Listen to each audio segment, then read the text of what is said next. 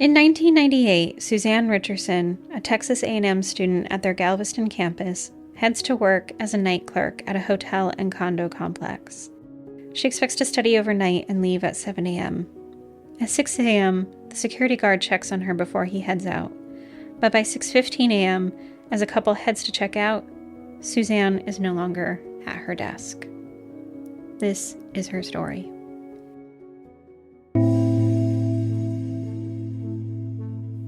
Hi, I'm Vanessa. And I'm Amy. And you're listening to She Goes by Jane.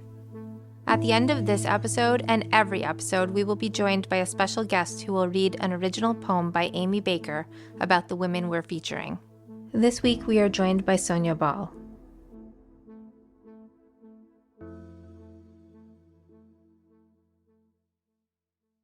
Hi, Vanessa. Hi, Amy. Vanessa, I have news. You do? But I don't know if it's new news, like current news, or at this point, old news? Wait, what? News to me that would be current and or old?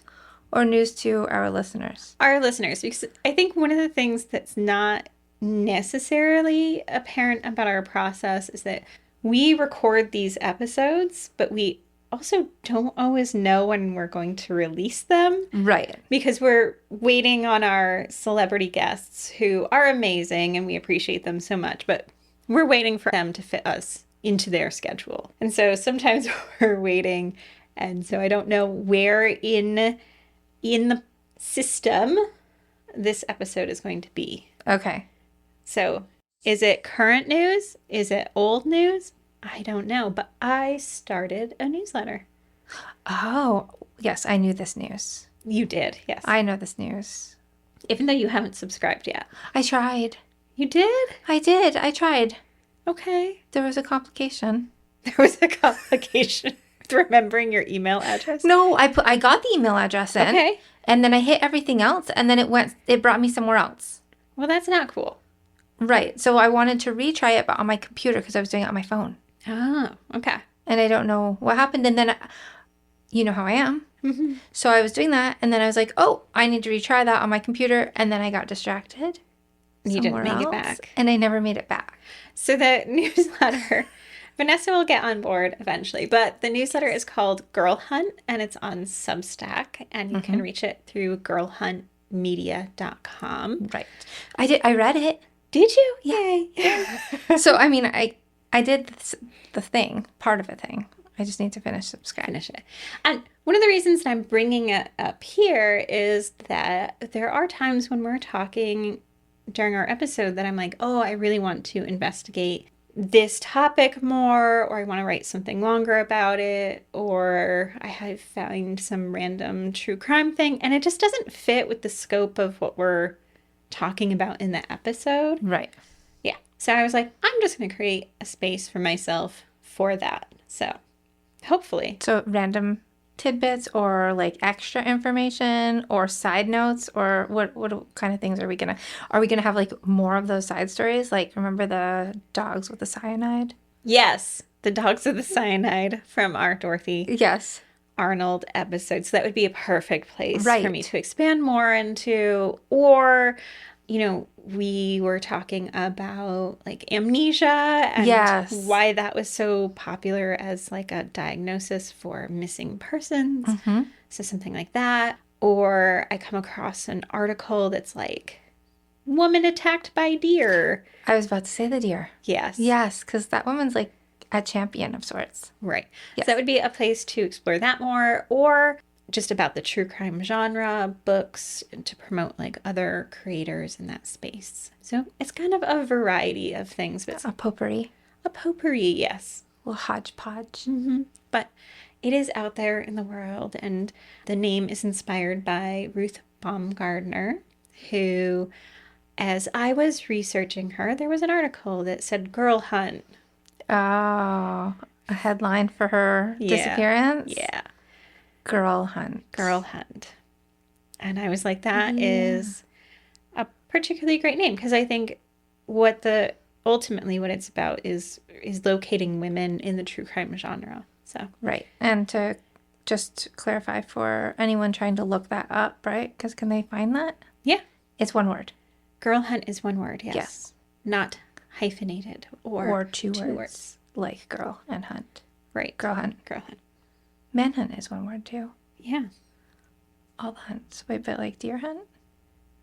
I think that's 2. Yeah. Right? Fox hunting is 2. Yeah. But when it's human, it's 1.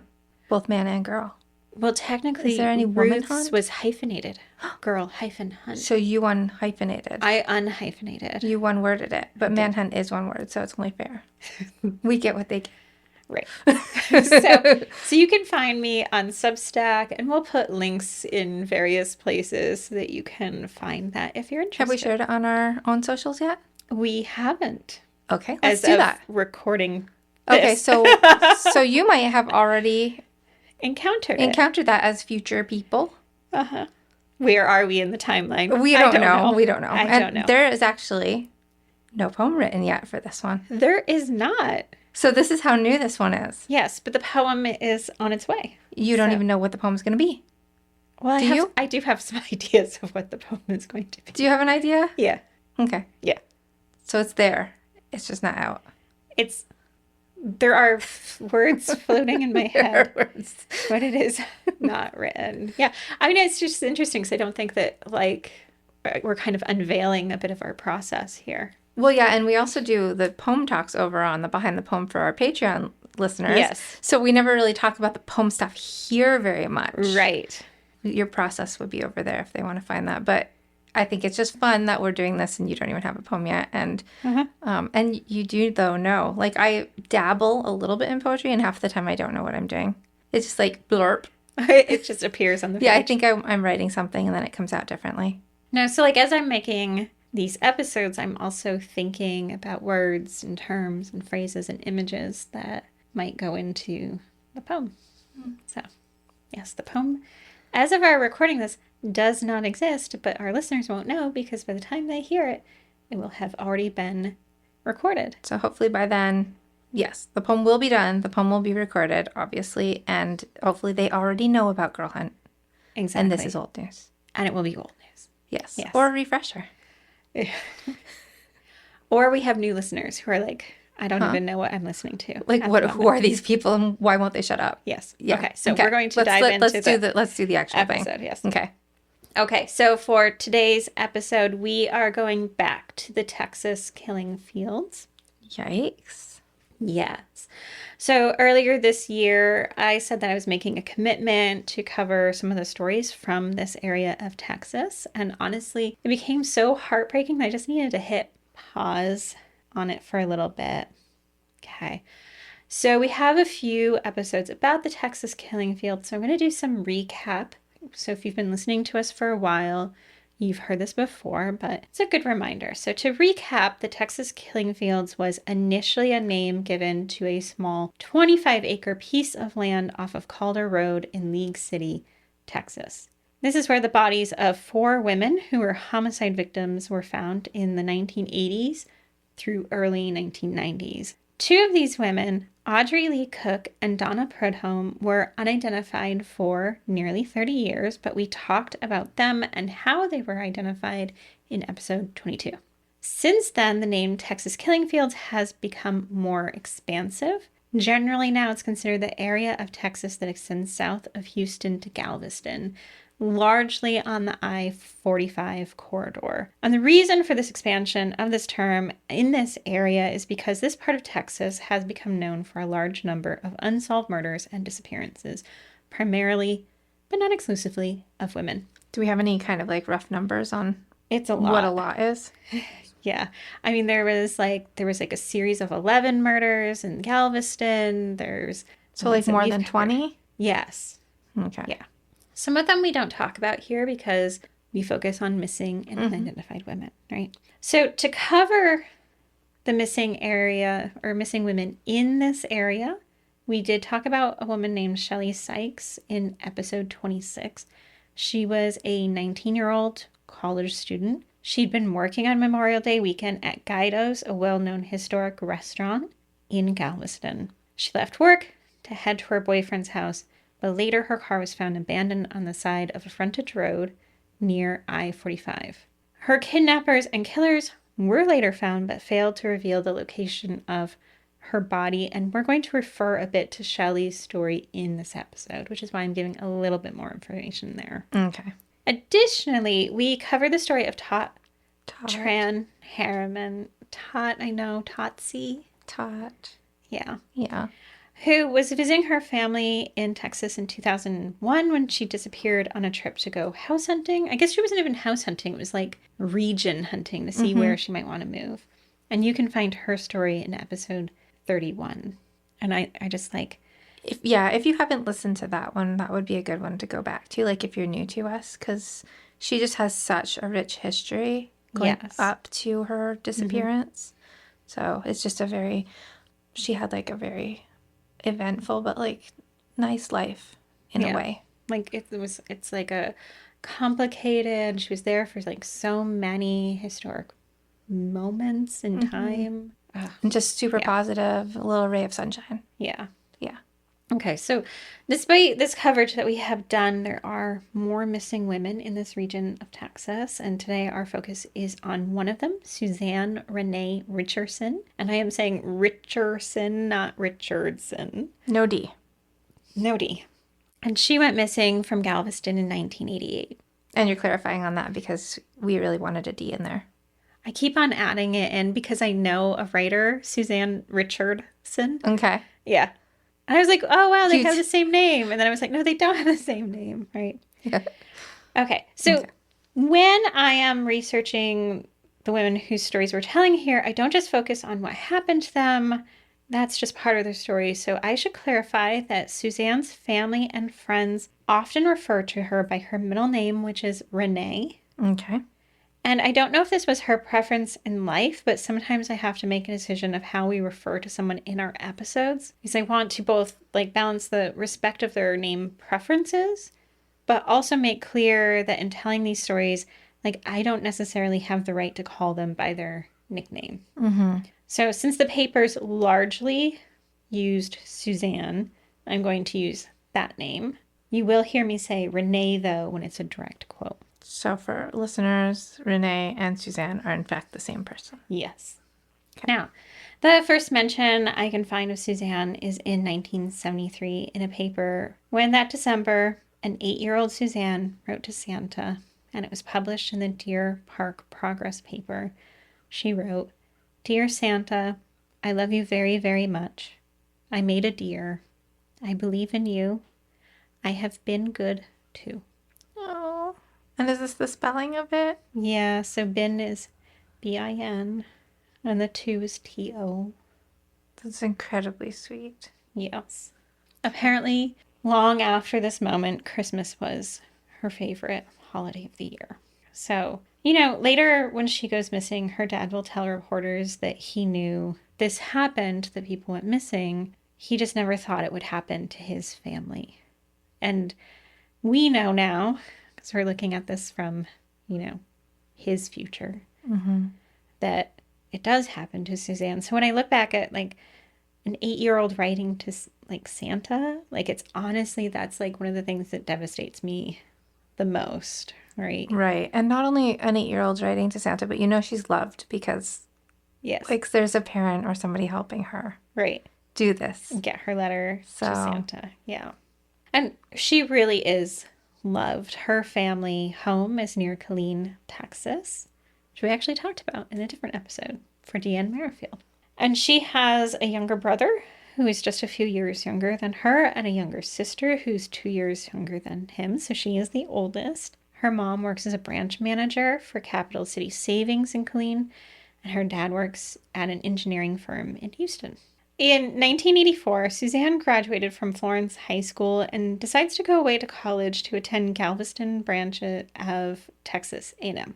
She studies marine transportation there, which is really how you know you're at a coastal university, that there's an option of studying marine transportation. What is marine transportation? Okay, so think about because we live close to the Canadian border, right? Yeah. So we deal so think about the brokers and stuff like that who are actually helping people cross the border with goods and services, right? Okay, so she's actually helping marine situations? Yes. So it would be like incoming boats and things. But her ultimate goal is not marine transportation. She actually wants to graduate.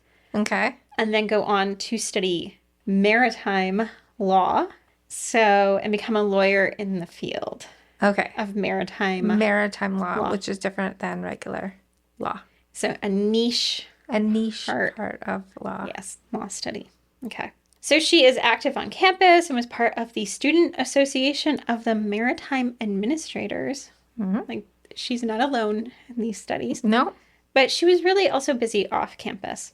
Donna Kalenius, who was a spokesperson for the university, knew Suzanne personally and said, Renee, again, that's her name that she goes by, Renee is a pretty amazing person. She's about the only person I know who could carry a full course load, work all night long, and come to school with a smile on her face. You know, one of the things we talk about a lot, my favorite part of all of these episodes, of course, is listening about the girls before, just like their story. Mm-hmm.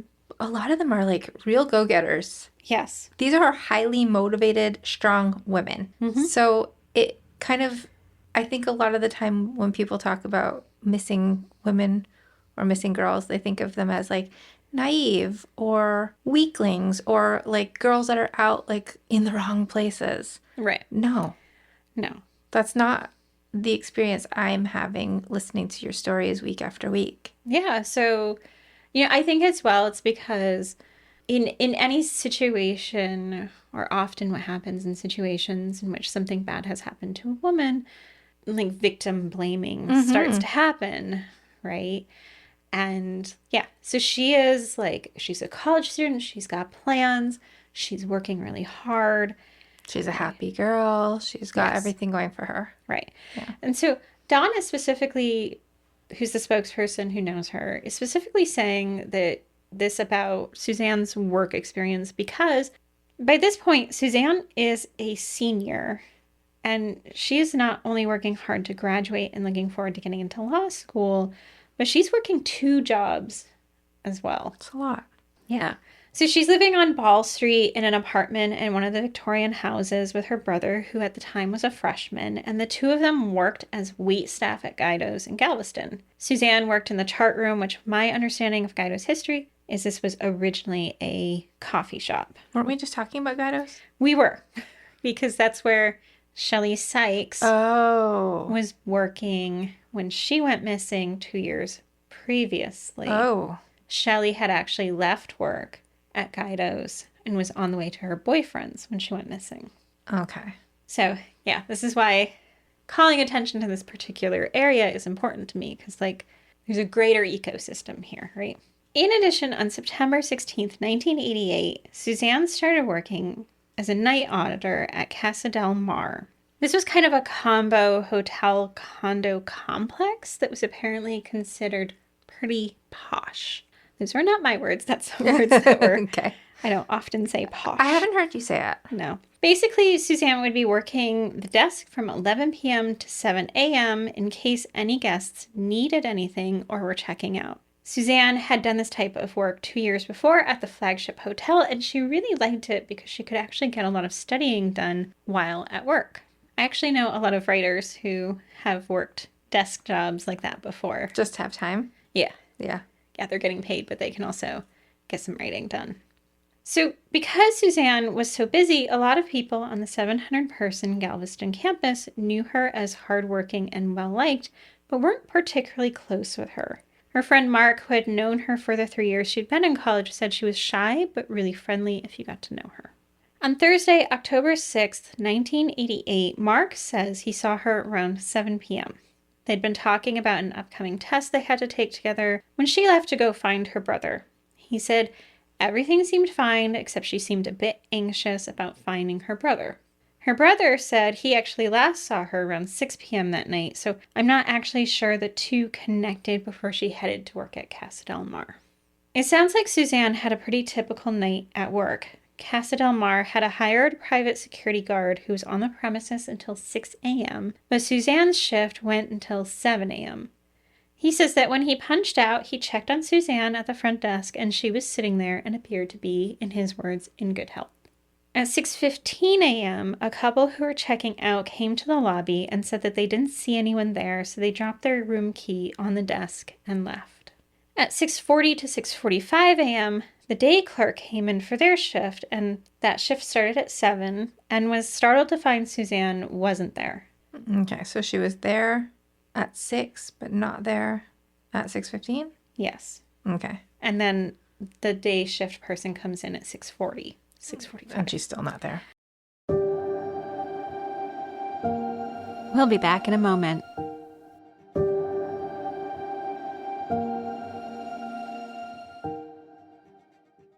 Her manager would later say that Suzanne was an excellent employee who was kind and considerate, so I'm guessing the day clerk also realized this, even though Suzanne had only worked there for, 2 or 3 weeks? Mm-hmm. Because the alarm is sounded immediately. Like, Suzanne should be there. She's not. She's not someone who would have left her post.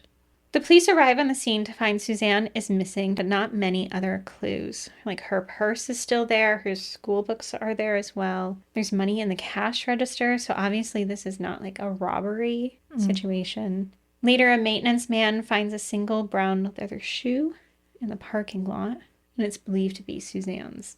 But other than some scuff marks on the desk and on the employee entrance door, it seems like she has just vanished. Were they ever able to prove that the shoe was hers? Or? So my guess is that it is, but all the newspaper reports of the time are very vague about it. And unfortunately, the report that we got from Galveston did not illuminate this at all.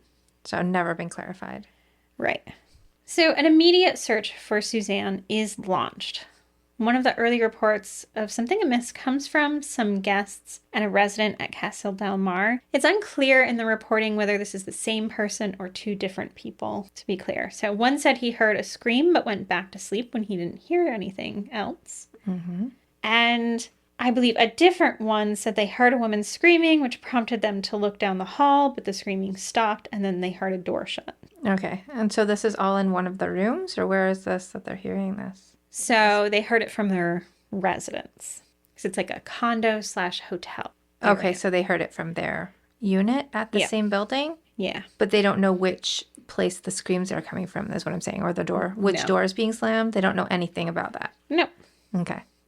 So the initial search of the grounds feels to me extensive, right? So the car Suzanne had borrowed to get to work was still in the parking lot. And while there is some questions about whether or not she disappeared on her own volition at the beginning, it's mostly assumed that she was taken from work by force. It seems weird to just leave partway through a shift too. Not like you only have an hour left. Right.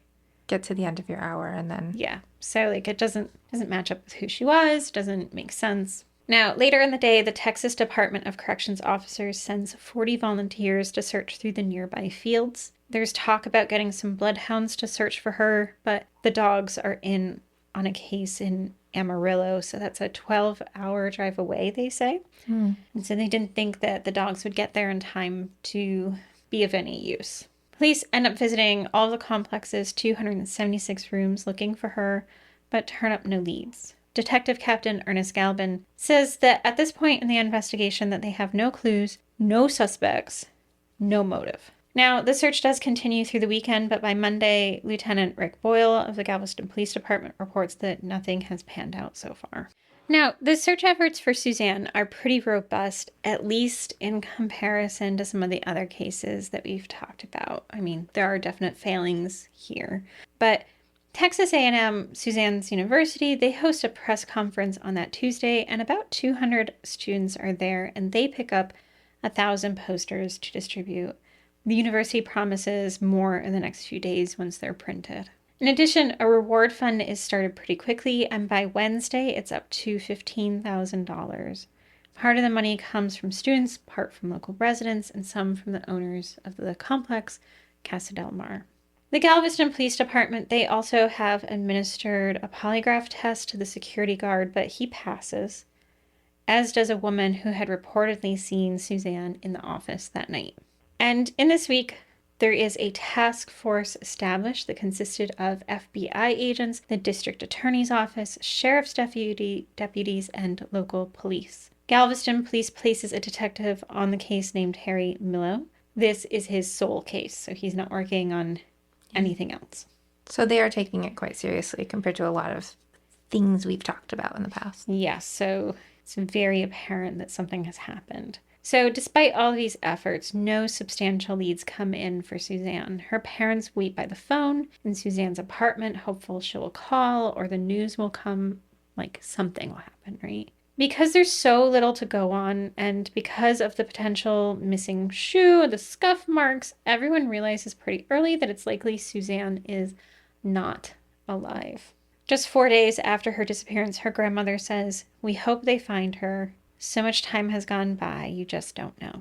One of the campus secretaries kind of echoes this in her public statement. She says, "I think it's pretty much the university-wide feeling that something horrible has happened to her. Everybody seems to be thinking about Shelley Sykes." Now, she's not the only one who draws a comparison between Suzanne and Shelley. They both worked at the same restaurant. They were close in age. People had heard Suzanne scream, while others had actually witnessed Shelley being abducted. So there's all these comparisons here. At the time Suzanne goes missing, though, Shelley's family had found out some information about their daughter's disappearance. So as a quick recap, she'd been kidnapped by 2 men. They'd spotted Shelley as she left work that night and followed her before running her off the road. They killed Shelley and buried her, and a year later, one of the men confessed to the crime and implicated his friend. So that has all happened before and Suzanne goes missing. Somewhat solved, right? Yes. Yes. So throughout those early days and weeks of Suzanne's disappearance, Shelley's family, particularly her stepmother, were a support system for the Richersons. She accompanies them, for instance, to a vigil held on campus 1 month after Suzanne disappeared, and Shelley's stepmother, Denise, spoke at the vigil. I'm sure this is opening up all those wounds again that Shelley's family has been really trying to heal.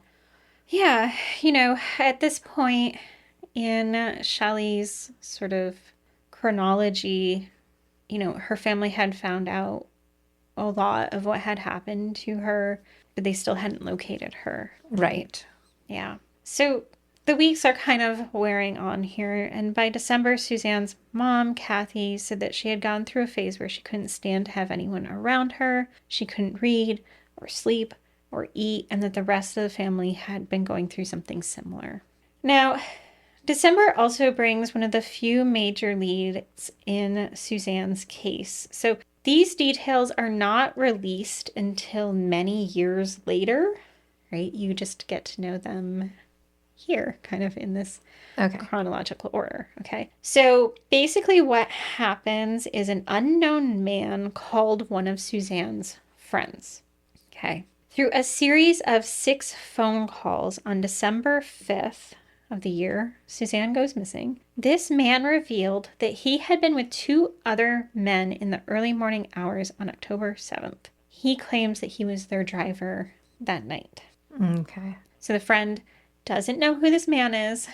So he calls after the disappearance and says, "This is what happened on October 7th. Yes. He says the men, whose names might have been Johnny and Barry, or he might have said Jerry, kidnapped Suzanne. He claims these men were ex-cons who worked in the oil industry, and that they took Suzanne to a field outside Galveston off of Route 2004, and that they killed Suzanne and buried her body in this field. Apparently, the caller was crying on the phone when he revealed this information. And he was the driver? Yes. Okay. So he was a witness to what happened. Okay. Now, at the time, the public does not know this information. Okay, by January, they only reveal that a 20-person task force had searched an area about 15 miles south of Hitchcock along Texas Highway 2004, and they had dug in some areas. They didn't find anything. They also revealed that they had a caller. They didn't say who the caller was calling, just that there had been a caller, and that they were hoping the caller would call back because this person had been vague in their instructions of location. and they were hoping this caller would call back and give them more details about the location. Okay, so it's the same caller that they're referring to. Yes.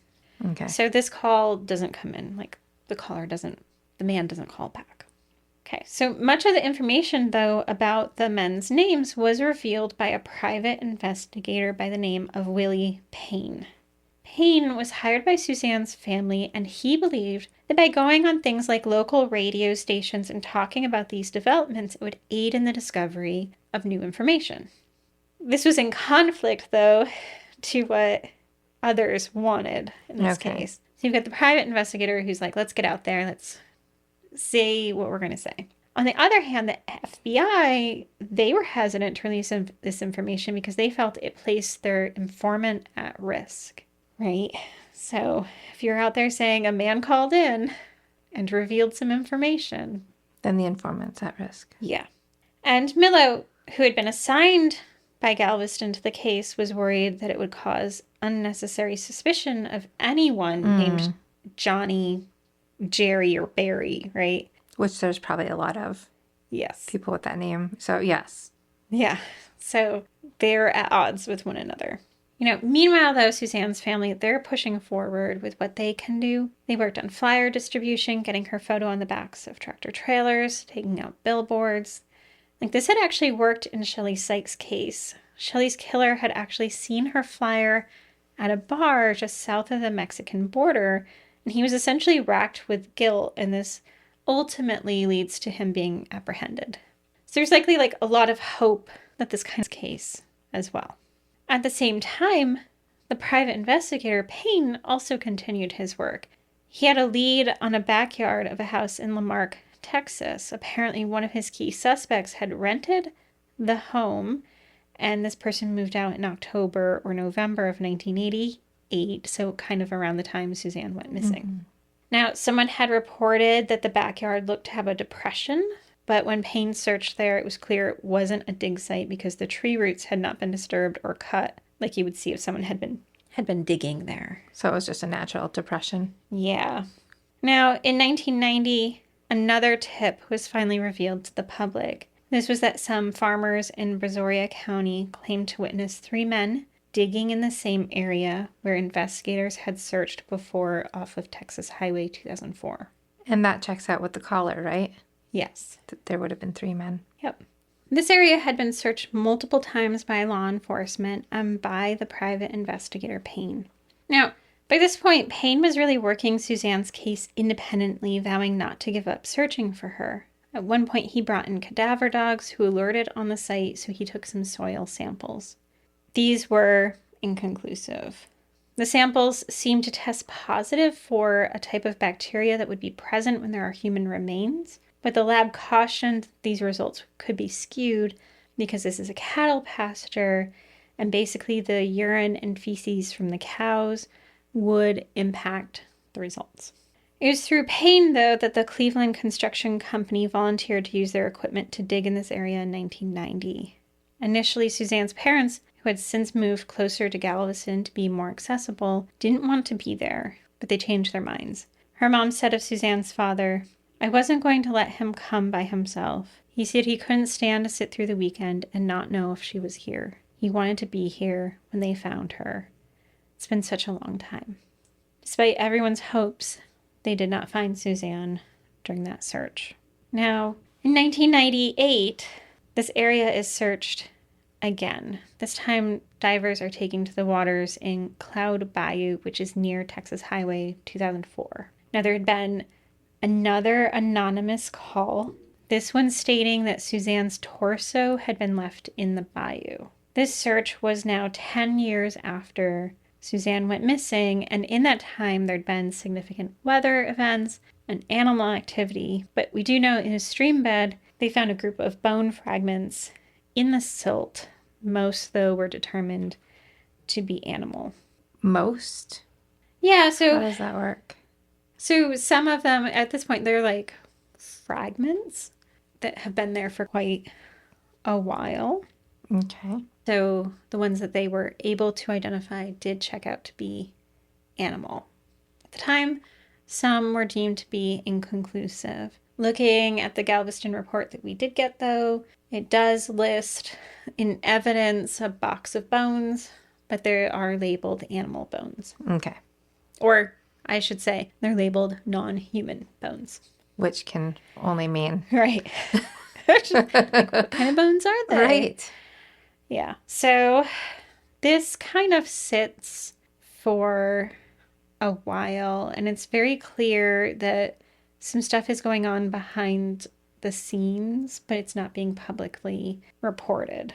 So when it does get reported, we're in the late 1990s into the early 2000s, a lot has shifted in Suzanne's case. In that time, the police had cited 3 possible suspects, one of whom at the time had died from a drug overdose, and the other 2 were cousins. I believe actually one of the cousins has also now since died as well. But it's believed that these 3 are linked to those anonymous calls in 1988. Now, in the intervening years since Suzanne went missing, numerous relatives and friends have come forward, basically relatives and friends of the cousins have come forward saying they believe these cousins were responsible for Suzanne's kidnapping and death, and that these men had said as much themselves, telling some people that they had dismembered her. And so you can see kind of the pieces are starting to come together. One man who makes these calls back in 1988 who confesses that he was there with 2 other men. Farmers who report seeing 3 men in a field. The repeated visits to locations along Texas Highway 2004. Like, the picture of what was done starts to come into focus. Now, some of these informants recall seeing one of the men removing carpet from his van shortly after Suzanne disappeared. And then this man admitted that a murder took place in the van. Now, from these informants, the story seems to be that Suzanne encountered one of these men at a party or out somewhere. We know that Suzanne didn't socialize a lot because of her schedule, but we do know that she attended a local tavern where she ordered a mixed drink called Planter's Punch that had low alcohol content, and she was there pretty frequently.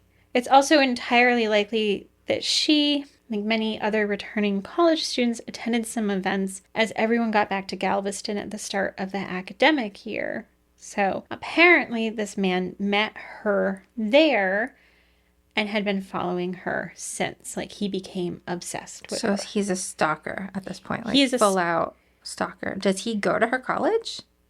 It does not sound like this man went to her college. It sounds like the man kind of lived and worked in the area. So he's a local, but not a student. Yeah, it does not sound like he's a student. I mean, I could be wrong because I'm trying to like read between the lines of what has been publicly revealed. Stalking situations are always really scary. Yes. It just seems like a time bomb waiting to happen, right? When that starts to... Right. So if you imagine she's working at nights by herself. Had she ever told anybody that she's being stalked? Does she know she's being stalked? It's unclear. So her father says he did not know of this situation. That he has, obviously learned a lot since, but... Okay. So she didn't tell him, at least. No. And honestly, this isn't something that's in the papers prior to the, early 2000s. So my guess is she probably didn't know. Okay. Because, if she had this suspicion of being stalked and told someone, that would have been, in the early... information, right? Right. That's even more disturbing, I guess, to be just quietly stalked. Yeah. You can't do anything about it. What can you do about that? So it doesn't sound like she had any awareness. Now, yeah. So like I said, her father didn't know. And that could be something she kept to herself. But also, according to the informants, the rationale this man gives for what happens is that he apparently became enraged when he saw Suzanne hugging or interacting with the private security guard at the hotel the morning she disappeared. So he's jealous of this interaction? It sounds like it, but there's some extra ick to this, which is the private security guard was black. Okay. So this could have been racially motivated, that he was upset that she was interacting specifically with a man, but a black man. He's rationalizing killing somebody because she has a black friend that she hugged? Yeah, so apparently, according to the informants, this fits with this man, what they know of this man. That's absolutely awful. That I is, don't like, even know racist. the rage like the parents would feel for something like this. Right. Yeah. I mean, because again, you know, what we always end up hearing is like this, the rationalization of the surviving member of this interaction who happens to be her killer, right? Yeah. So we get to hear he has rationalized it in this way. No, I think I read some more of that. Like, obviously, people that are stalking someone put them on like this pedestal. Mm-hmm. And I wonder if this hug was just enough to like completely change everything for him. Right. I mean, like if he's been stalking her and somehow believes that she in some way is his in a possession sort of way. Right. That's awful. Yeah. Now, despite all this information, the DA never brought this case before a grand jury. There's a lot of division about this because some people feel like there is enough information to move forward with a case. There's some people who believe there's not. And the DA, who's responsible for it, said, you know, there's just not enough evidence here to make a solid case to go forward. Now, when this information came to light in 2001, Suzanne's family was waiting for this to happen, for it to move to a grand jury. It's now been 23 more years, and it hasn't. And if this story is true, if this man or men, 3 men are responsible, the main suspect in this case chose to abduct and kill Suzanne on his own 24th birthday. We are now going to listen to Amy's poem, Cloud Bayou Lament, read by Sonja Ball. A born performer and one of Canada's voiceover elite, Sonja has over 30 years' experience and is well known for her tremendous versatility in commercials, animation, narration, documentaries, audiobooks, video games, talking toys, and more. Sonja has been nominated for ACTRA's Best Voiceover Performance Award and has voiced principal roles in a host of award-winning animation series and films including Arthur, Wimzie's House, Madeline's Christmas, Pinocchio 3000, Snowtime, Spookley and the Christmas Kittens, and many more. She has voiced everything from gaming characters for Ubisoft to ads for well-recognized companies such as Lancôme and Vaseline. She brings her broad base of experience into play as a voiceover coach for up-and-coming young actors. Sonja is also a Montreal music scene veteran and singer-songwriter, singing the number 10 Billboard dance hit and number 1 England dance chart hit, Can't Live Without You, in 1986 as Susie Q. Over the years, she has performed in top venues throughout North America, singing in several band scenarios opening for legends like Smokey Robinson, Glenn Campbell, and Charlie Bird. She has recorded theme songs and music CDs related to the animation productions she has voiced, and continues to write and co-produce her own music. Cloud Bayou Lament. Suzanne Richerson, 22, missing since October 8, 1988, from Galveston, Texas. In the loam and silt of the bayou, the slender ladyfish flashes like silver coins in the sun-flooded water, while the woman puts the sea on her back, wraps herself in tentacles of salt. Here, oil spreads in rainbows across the plains of her skin, her breath buoying her lungs. You can't drown what never lived. Out here in the islands, those wrecks always seem to be men, as though hidden beneath the water. Sometimes I think of the bombs in the Thames, how at any moment they could detonate, and the people upriver couldn't prepare, though the bombs were always there, waiting to explode. And over here we rest along the bayou's edge and watch the clouds chasing across the surface. For more information about our show or to check out other shows on the network, please visit evergreenpodcast.com. Bye, Vanessa.